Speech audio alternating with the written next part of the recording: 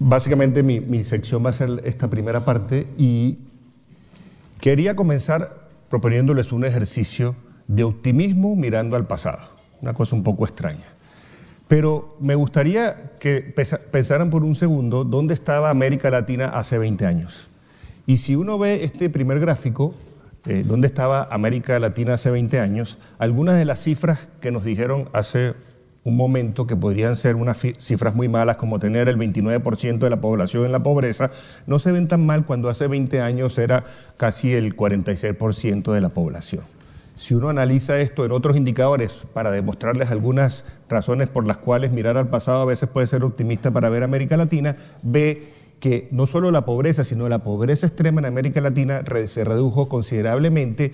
Y una cosa que los latinoamericanos parece que finalmente aprendimos fue a manejar mejor nuestra macroeconomía. Y no lo digo yo, sino lo dicen los números. Hace 20 años la inflación promedio era 186%, promedio para toda América Latina. Hoy en día es apenas el 5%. Obviamente excluí a Venezuela porque si no, los números no cuadran. Y luego, si vemos algunos otros indicadores, como por ejemplo de confianza, fíjense cómo la inversión extranjera directa como porcentaje del Producto Interno Bruto se ha casi que triplicado durante 20 años. Es decir, hoy la gente confía mucho más en América Latina. Y finalmente, hace 20 años no hablábamos de multilatinas y hoy en día, obviamente no tenía la cifra de cuántas multilatinas teníamos hace 20 años, pero hoy en día tenemos más de 500 multilatinas.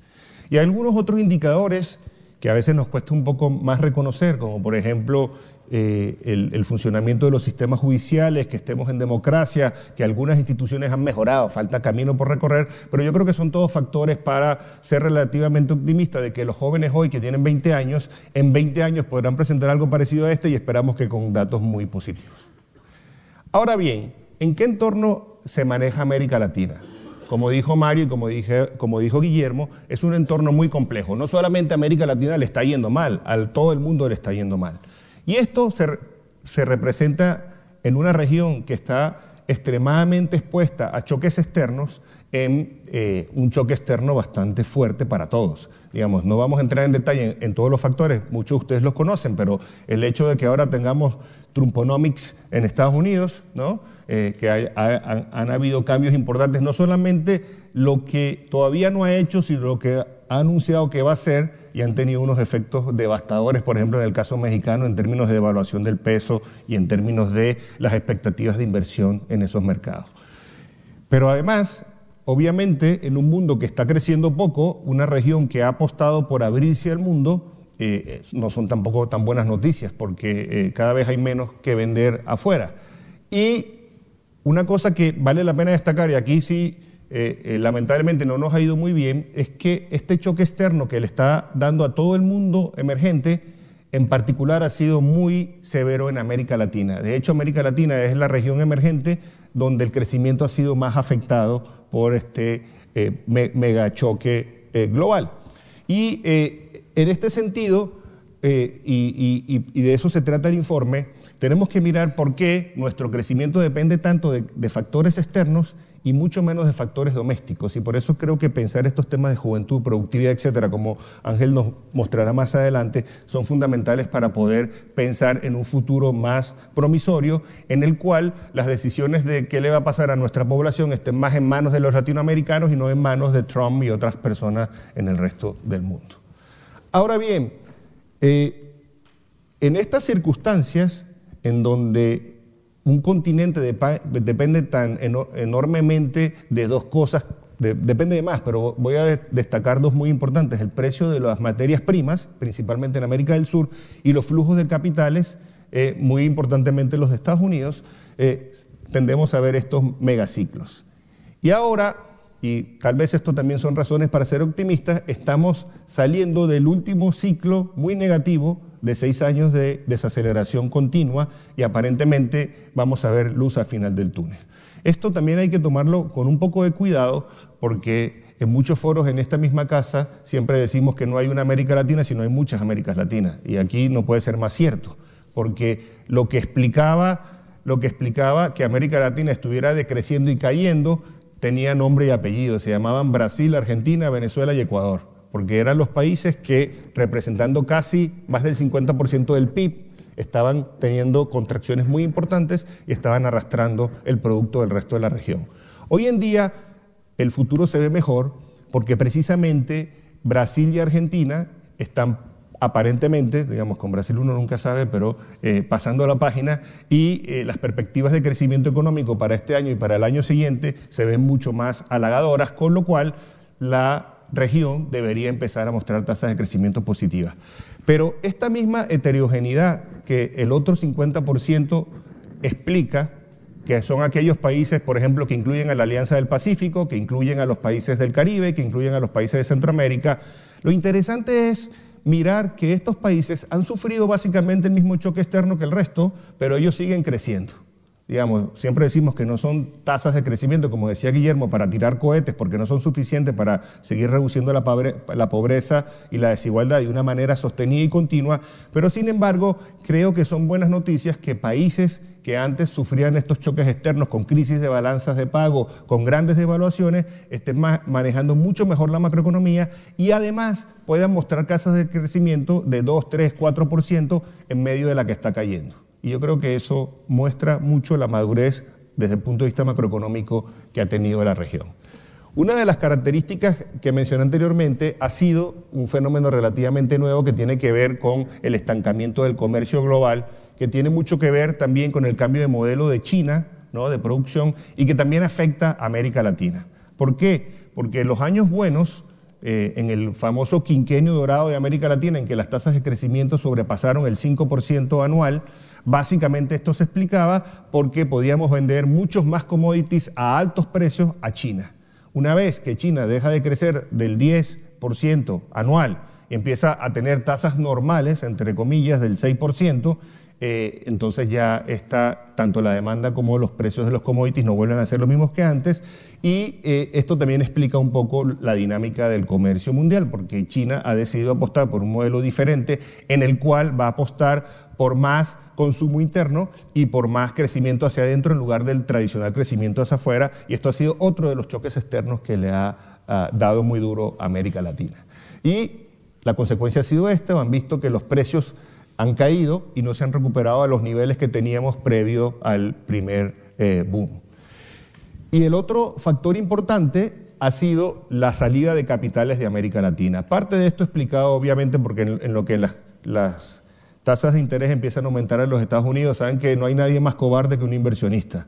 Entonces, si te dan un bono del Tesoro americano a una tasa relativamente buena y tienes que ir a apostar porque no le vaya a pasar nada a América Latina y comprar una acción que te estaba dando más, la gente normalmente toma la decisión de irse a los activos más seguros, sobre todo si estamos en un ambiente de alta incertidumbre, que es lo que nos está pasando actualmente.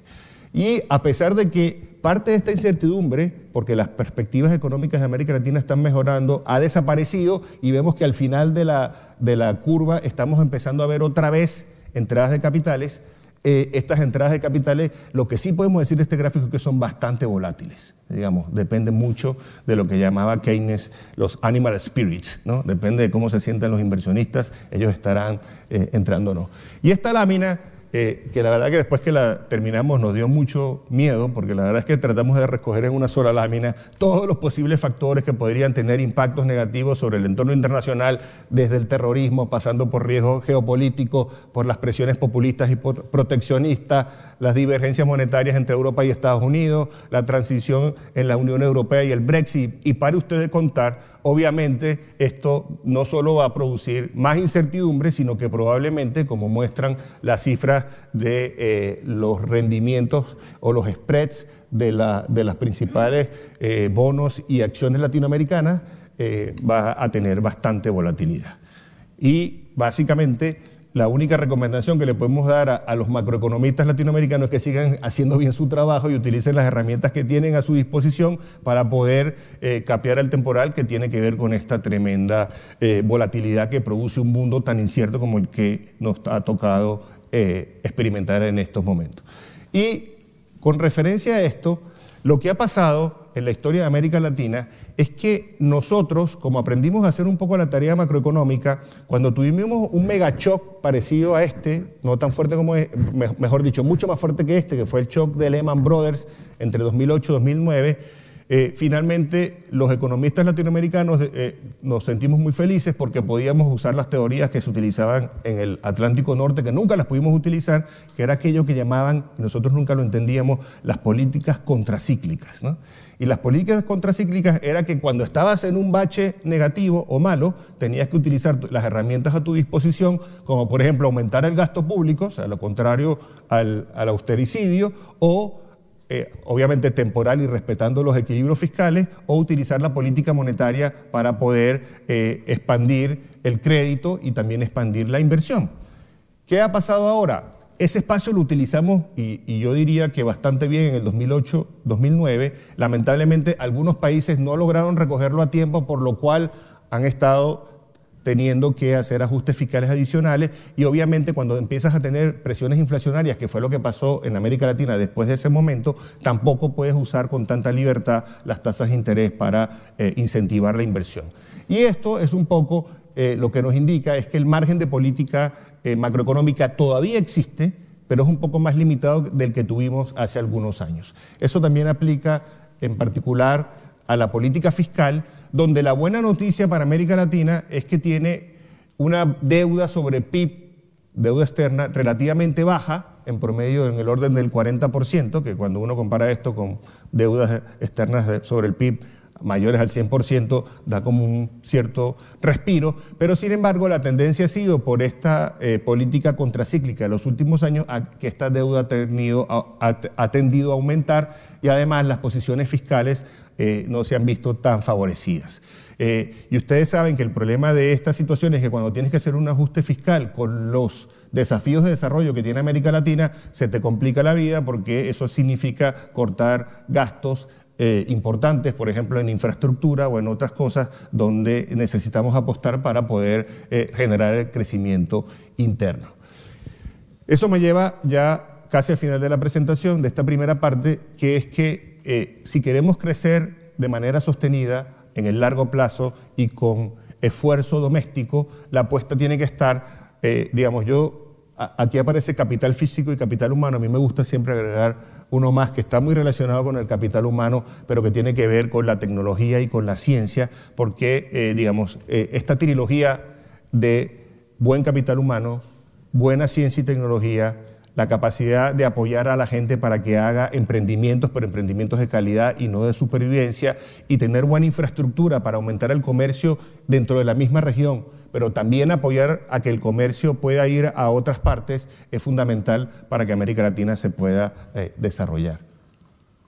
Y aquí una característica interesante de la región, que había comentado anteriormente, es una especie de cambio estructural en donde ahora los flujos de inversión extranjera directa son importantes y en cierta forma cubren una parte importante del déficit en cuenta corriente. Hace algunas semanas también estuvimos aquí en la presentación de un reporte que no era de la CAF ni de la OCDE, Guillermo no lo comentó, era de nuestros colegas del Banco Interamericano de Desarrollo, pero que era interesante porque hablaban del ahorro.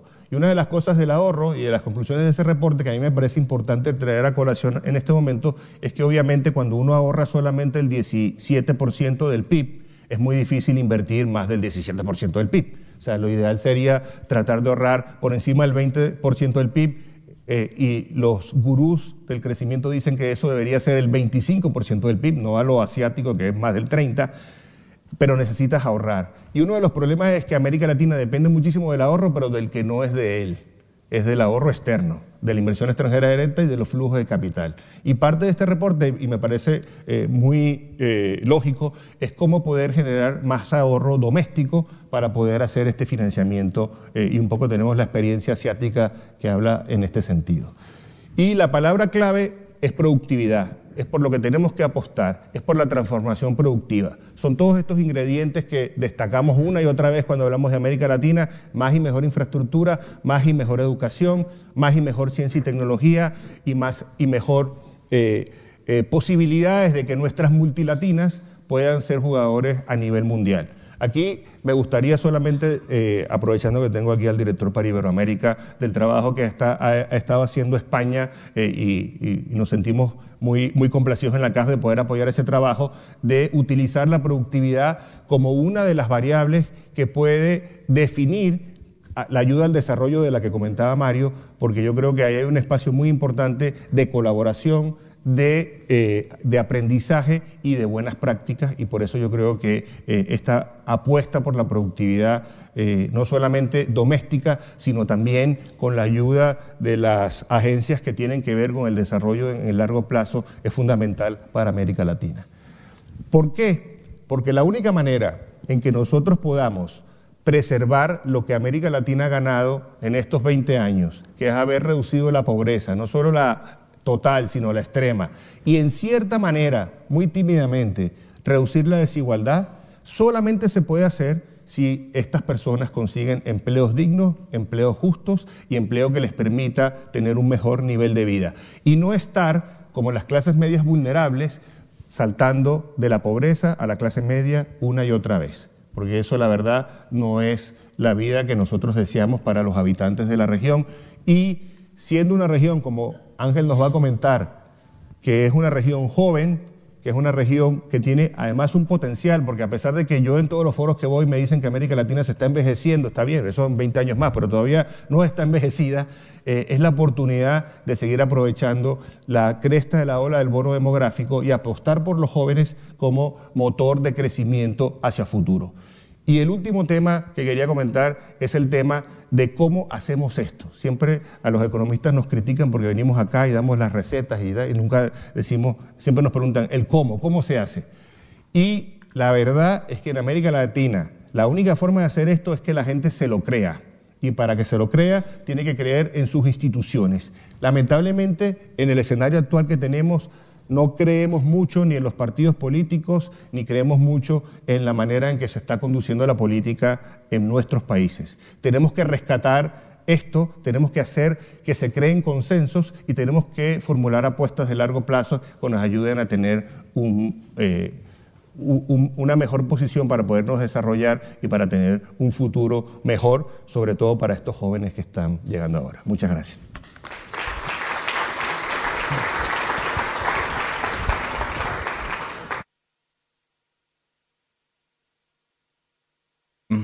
No sé si se escucha.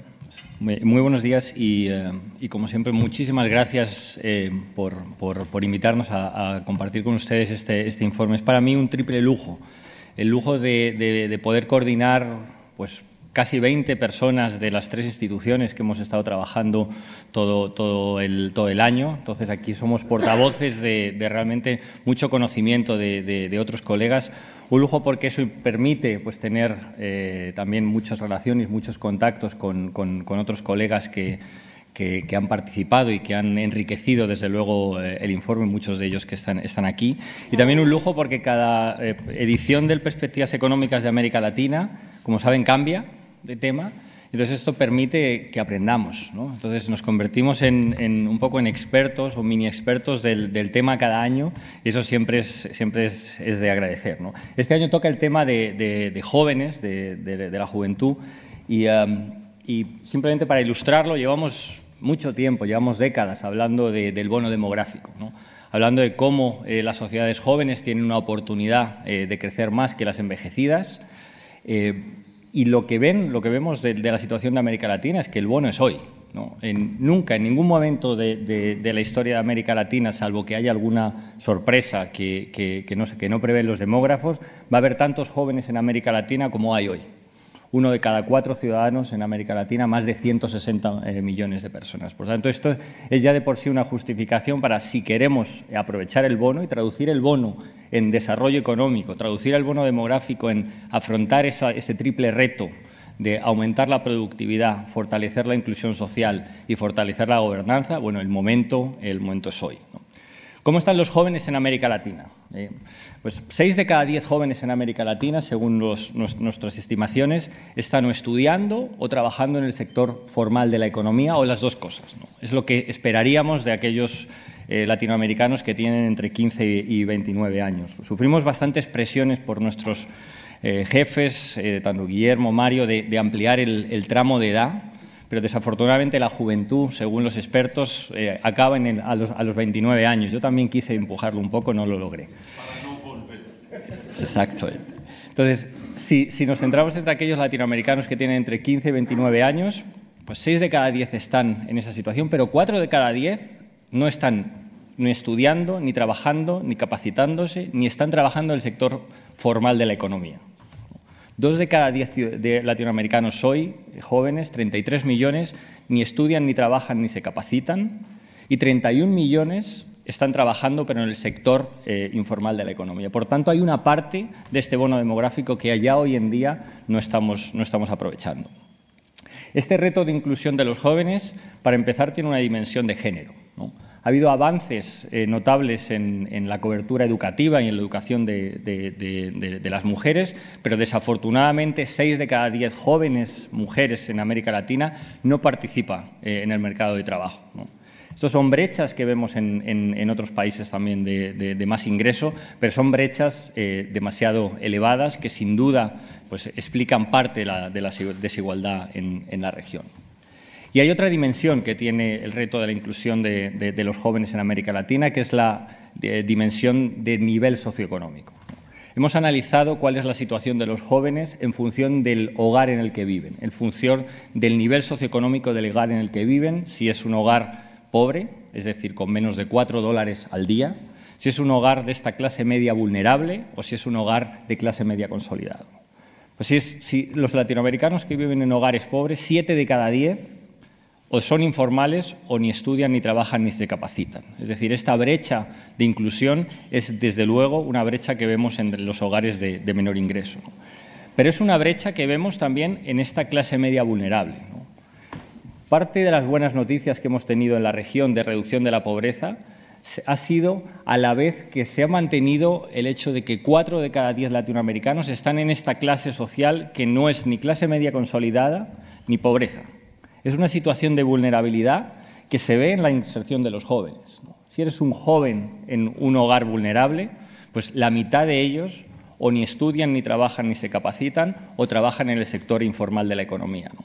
Esta no es la situación de aquellos ciudadanos de clase media consolidada en la región. Por tanto, estamos hablando de un reto de inclusión que tiene unos componentes de desigualdad muy claros. En el análisis hemos hecho bastante énfasis en el tema de la informalidad, ¿no? Hay más análisis en el tema de los ninis, los famosos ni estudian, ni trabajan, ni se capacitan, pero menos en el tema de la informalidad. Y aquí vean que más de la mitad de los jóvenes que trabajan pues lo hacen en el sector informal de la economía, ¿no? Siempre la informalidad a la que se enfrentan los jóvenes es superior a la de los adultos, ¿no? Y esto nos parece importante porque cuando uno ve las transiciones, es decir, cuando uno ve cuál es la probabilidad que tiene un trabajador siendo informal de pasar a la formalidad, ve que esta probabilidad es muy baja, ¿no? Tomando el caso de las mujeres jóvenes en Argentina, Brasil, México y Perú, vemos que si entras en el mercado de trabajo en un puesto informal, solo 2 de cada 10 al año siguiente van a encontrar un trabajo formal. Lo más probable es que sigan siendo informales o bien pasen a la inactividad. Esto no es así cuando entras, cuando tu empleo de entrada es un trabajo formal. Por tanto, por ello estamos diciendo que la informalidad no es un paso intermedio, no es una solución temporal para evitar, para solucionar los problemas de falta de oportunidades laborales mejores. La informalidad es una trampa. Y es una trampa que en demasiados casos pues dura y afecta en el tiempo. Una de las salidas que vemos y que hay que celebrar es el hecho de que América Latina es una región innovadora y emprendedora, ¿no? Y, de hecho, las tasas de emprendimiento en la región pues, son significativamente superiores a las que hay en los países de mayor ingreso, ¿no? Con dos matices, ¿no? Lo que vemos es que el emprendimiento por necesidad, es decir, cuando a los emprendedores se les preguntan por qué empezaron un negocio, bueno, en la proporción de aquellos que dicen que es por necesidad es 1 de cada 4, ¿no? Eso es muy superior al porcentaje que vemos en los países de mayor ingreso. Y, en segundo lugar, son emprendimientos realmente muy limitados, donde apenas tienen una conexión con la economía global, ¿no? Solo 1 de cada 10 emprendimientos en América Latina declara tener ingresos de al menos el 25% fuera de su país, ¿no? Por tanto, emprendimientos que en muchos casos es simplemente una segunda solución, una solución imparcial y una solución imperfecta, perdón, a la inserción laboral. Y, en segundo lugar, unos emprendimientos que tienen poco recorrido porque están poco conectados con la economía mundial. Fíjense qué paradoja, ¿no? Vivimos en una región donde la mayor parte de los trabajadores son informales. Ello es aún más el caso si hablamos de jóvenes. Y también es la región donde más porcentaje de empresas dicen tener proyectos productivos, pero no encontrar los trabajadores que necesitan, ¿no? Porque no tienen las competencias, las habilidades que necesitan. Más de la mitad de las empresas en América Latina se declara en esta situación, solo 1 de cada 3 en los países de la OCDE, ¿no? Es por ello que estamos haciendo un llamado a empoderar a los jóvenes sobre la base de 2 tipos de políticas, ¿no? Políticas de apoyo al emprendimiento, para que este emprendimiento sea más de oportunidad que necesidad, sea un emprendimiento de alto crecimiento. Y, en segundo lugar, políticas de competencias y de habilidades, políticas de capacitación. En el plano inicial, desde luego, hay que seguir apostándole a la educación, ¿no? Recientemente la OCDE publicó sus últimos resultados de PISA, también los indicadores de PISA para el desarrollo. Estamos viendo que efectivamente se han cerrado bastante de la brecha de acceso al sistema educativo, pero todavía los niveles de calidad y de desempeño de los estudiantes tienen un retroceso con respecto a los países de alto ingreso. Un estudiante latinoamericano que haya ido los mismos años a la escuela que un estudiante de la OCDE es como si hubiera aprendido 2 años y medio menos. Esa es la traducción que vemos en los retrocesos en los rendimientos educativos. Por tanto, hay un reto de calidad y también hay un reto de formar a los estudiantes en algunas de las disciplinas que pensamos que van a determinar el mercado de trabajo del futuro, ¿no? Hoy en China 1 de cada 2 universitarios está estudiando alguna carrera técnica.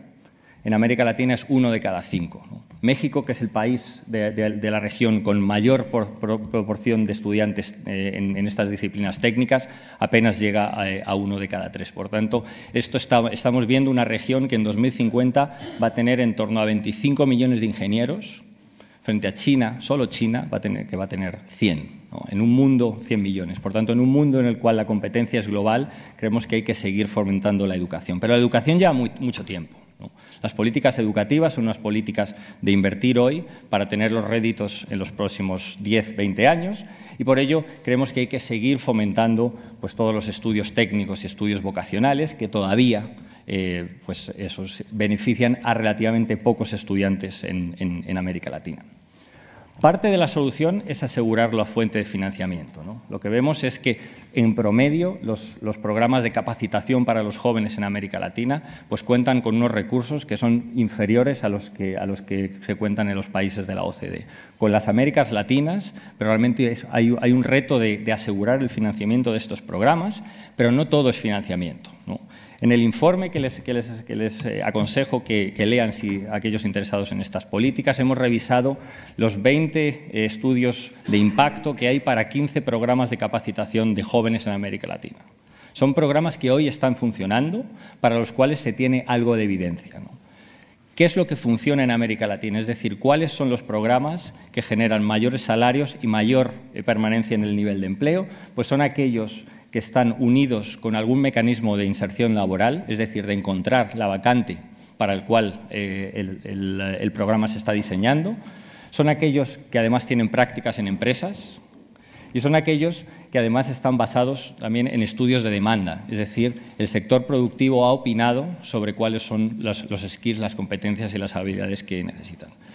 Pueden parecer cosas obvias, pero muchos de los programas en la América Latina no tienen estos componentes. Por lo tanto, esto es un llamado a que todos los programas que hagan los países de América Latina tengan al menos estos 3 componentes, porque estos sabemos que funcionan. En el ámbito del emprendimiento tenemos un reto similar, ¿no? En primer lugar, hay muy poca información sobre cuánto están los gobiernos de América Latina invirtiendo en programas de apoyo al emprendimiento, ¿no? Hemos intentado revisar caso por caso, país por país, y lo que sí que parece suceder es que hay una inversión relativamente reducida en estos programas de apoyo al emprendimiento, pero no es una inversión muy diferente a los países de la OCDE. Por tanto, de nuevo, es financiamiento, pero hay algo más, ¿no? Y ese algo más, en primer lugar, desde luego tiene que pasar por reducir las barreras al emprendimiento. Hoy en día todavía es demasiado complejo para un emprendedor establecer su negocio y mantener su negocio vivo por la carga regulatoria. Esa es la mayor diferencia que vemos entre los países de América Latina y los países de la OCDE. Por tanto, asegurar el financiamiento, pero también facilitar, simplificar cómo se establecen estos financiamientos, estos programas.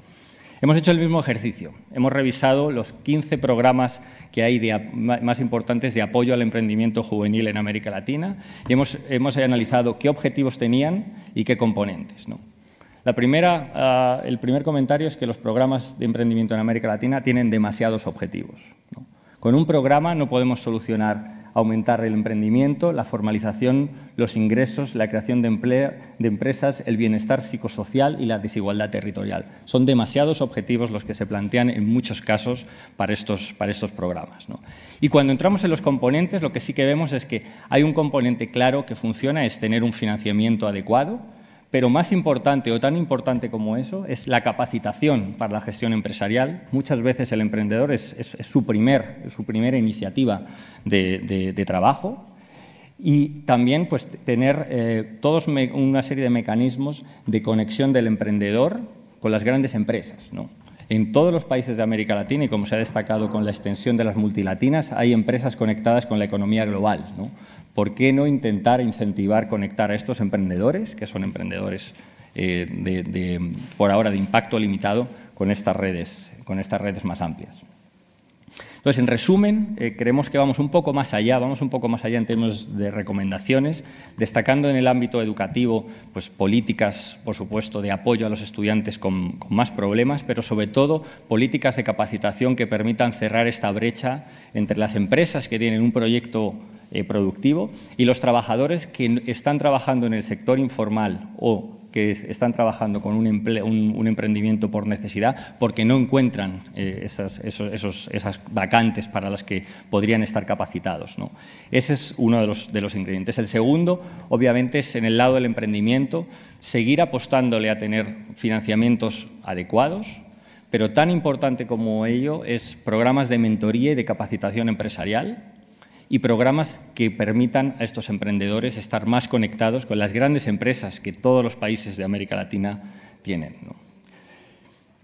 Resumiendo, lo que vemos es perspectivas económicas de América Latina que se lanza en un momento clave para la región. Llevábamos 6 años presentando el Latin American Economic Outlook, donde decíamos que este año era peor que el anterior. Por fin podemos decir que este año es mejor que el pasado, pero es una recuperación cíclica, una recuperación demasiado modesta, que sola no va a permitir a América Latina afrontar el triple desafío en el que resumimos la situación, el desafío de fomentar la productividad, seguir favoreciendo la inclusión social y fortalecer la gobernanza, ¿no? Hay reformas que todos conocemos, pero creemos que el empoderamiento de los jóvenes es un ingrediente que realmente debería funcionar en estas 3 facetas, ¿no? Porque vemos a los jóvenes como protagonistas tanto de la agenda de productividad como de inclusión como de gobernanza, ¿no? Hay muy buena base, ¿no? América Latina, prácticamente todos los países tienen algún programa que tiene los diseños que les he ido contando, tanto en el ámbito del emprendimiento, desde luego la Ley de Emprendedores que se ha aprobado recientemente en Argentina es de la que más ha simplificado el inicio de la actividad. También, desde luego, todas las innovaciones que hay en Colombia, en Perú, en Chile sobre el financiamiento y también programas de capacitación que, desde luego, están funcionando para que los jóvenes encuentren trabajos de mejor remuneración y más formales, ¿no? Hay buena base, pero creemos y hacemos un llamado para que todos estos programas miren un poco más al futuro, ¿no? No podemos formar jóvenes para trabajos que no sabemos si van a existir, ni para competencias y habilidades que no sabemos si se van a demandar. Por tanto, hay que pensar en el futuro del trabajo cuando se diseñan estos programas, ¿no?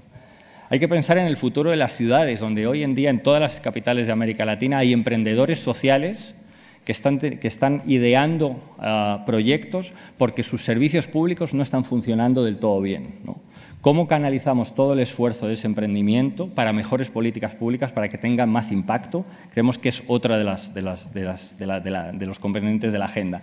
Y, por supuesto, creemos que todo esto pasa por la política. Y hoy en día se trata de reconectar a los ciudadanos de América Latina y, sobre todo, a los ciudadanos jóvenes de América Latina, entre los cuales solo 1 de cada 3 confía en las elecciones, en los procesos electorales como el mecanismo de elección, ¿no? Hay buena base.